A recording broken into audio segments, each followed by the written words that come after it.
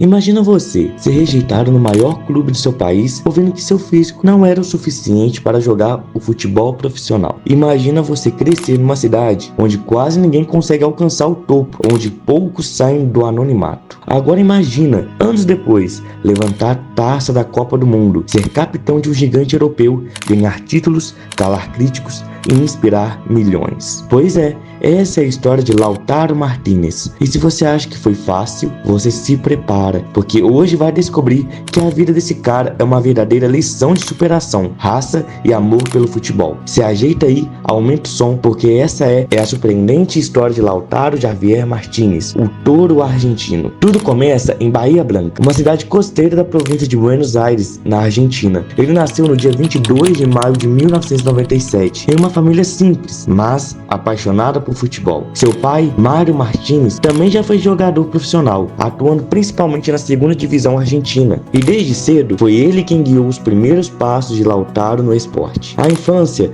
não foi cheia de luxos, nem de regalias, nada de academia de alto rendimento, campos perfeitos ou chuteiras caras. Lautaro cresceu jogando bola nas ruas, em campinhos de terra, onde a técnica, a inteligência e principalmente a vontade valiam mais do que qualquer estrutura.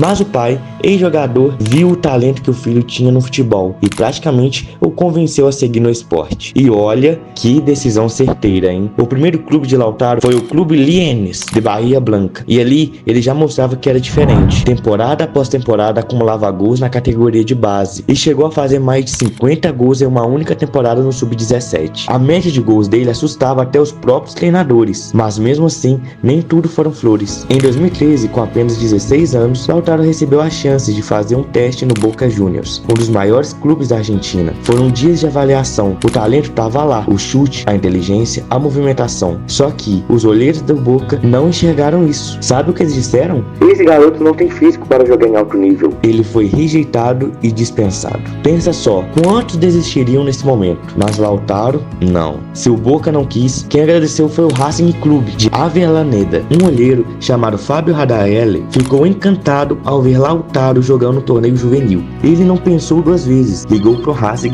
e pediu com urgência para contratar aquele garoto. E assim, em janeiro de 2014, com 17 anos, Lautaro se mudou para Avellaneda. Só que a mudança não foi fácil. Ele sofreu com a saudade da família. Ele quase desistiu nos primeiros meses. Chorava no alojamento do clube e pensava constantemente em voltar para casa. Mas ele tinha um sonho, e o sonho falava mais alto.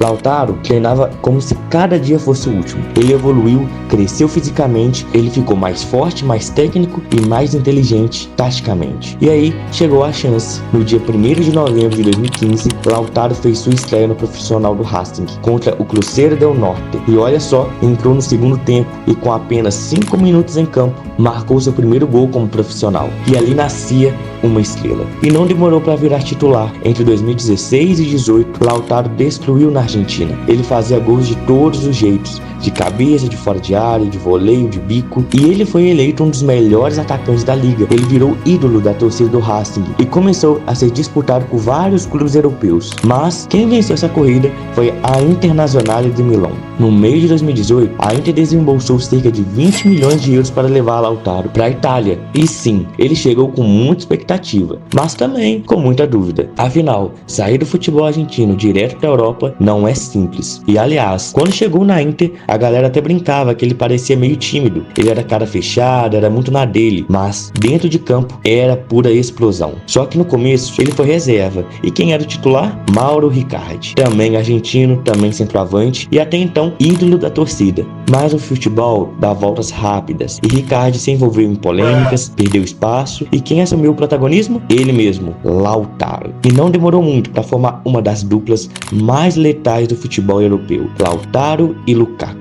Os dois eram simplesmente uma máquina. Na temporada 2021, foram responsáveis por mais de 60% dos gols da Inter. A Inter quebrou um jejum de 11 anos sem ganhar o campeonato italiano e desbancou a Juventus e voltou ao topo da Itália. Se na Inter ele voava, na seleção o desafio era ainda maior. Foi convocado pela primeira vez em 2018, logo após a Copa da Rússia, e desde então se firmou como homem de confiança de Lionel Scaloni, técnico que assumiu após aquele vexame na Copa da Rússia. E Lautaro foi peça fundamental na construção da nova seleção argentina. Na Copa América de 2021, fez gols importantes, ajudou a Argentina a chegar na final e esteve em campo na vitória por 1-0 sobre o Brasil no Maracanã. Mas o auge ainda estava por vir, na Copa de 2022. O começo foi difícil. Lautaro perdeu 2 gols feitos contra a Arábia Saudita, que poderiam mudar totalmente aquele jogo. A pressão foi gigante. A imprensa caiu matando. Muitos pediam para que ele fosse para o banco. E foi realmente o que aconteceu. Scaloni colocou Julián Alves no time titular. Só que, ao invés de se abater, Lautaro virou exemplo do comprometimento. Ele entrava nos jogos, brigava, dava assistência, fazia pivô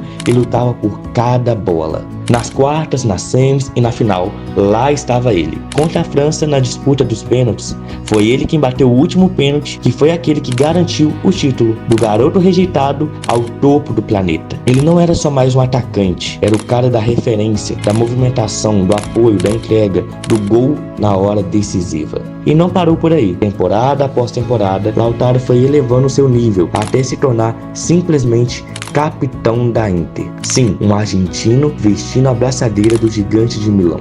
E se tornar capitão da Inter não é qualquer coisa, é algo que poucos conseguem. Isso mostra o respeito que ele tem dentro do clube, dentro do vestiário e principalmente com a torcida. Mas não era só dentro do campo. Lautaro virou o símbolo da Inter, camisa 10, capitão, líder, referência técnica e emocional. Se a Inter tem um cara hoje, esse cara sem dúvidas é Lautaro Martínez. Mas por trás de todo esse sucesso, existem histórias, bastidores e momentos que muita gente nem imagina. Você sabia que Lautaro quase veio para a Europa mais cedo? Lá no começo da sua carreira, ele recebeu propostas de clubes espanhóis, mas chegou a recusar para ficar no Racing, porque queria estar 100% preparado. Ele não queria ser só mais um sul-americano que chegaria na Europa e não daria certo. Ele queria chegar e fazer história. E olha que curioso, nos primeiros treinos da Inter, os próprios jogadores ficaram chocados com a forma de como ele protegia a bola e a intensidade que ele colocava nas disputas. Tinha zagueiro que saía dos treinos falando: "Cara, esse moleque é um tanque,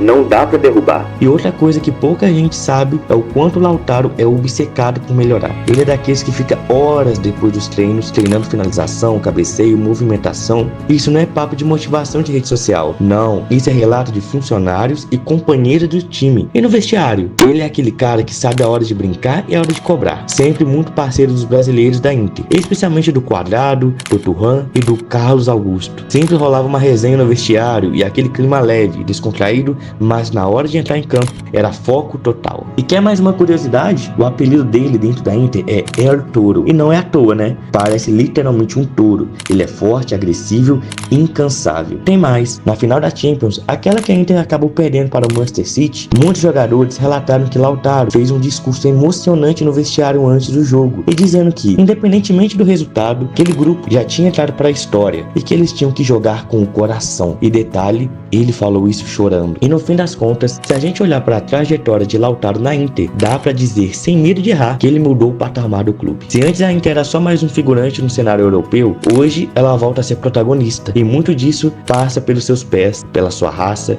pelos gols e pela liderança de Lautaro Martínez. Ele não é só um grande atacante, é um símbolo, é um exemplo de como o trabalho, a disciplina e a mentalidade podem transformar um bom jogador em um craque e transformar um clube em campeão. E é aquela reflexão que fica, né? Quantos jogadores têm mais talento do que Lautaro, mas não tem a cabeça dele? Quantos ficam pelo caminho por não terem essa obsessão por melhorar, essa fome de vencer? E eu te pergunto para encerrar esse vídeo, para você, Lautaro já é uma lenda da Inter ou ainda falta algo? Comente aqui embaixo. E é claro, se você curtiu essa história, deixe seu like, porque aqui tem histórias incríveis de futebol. Até o próximo vídeo.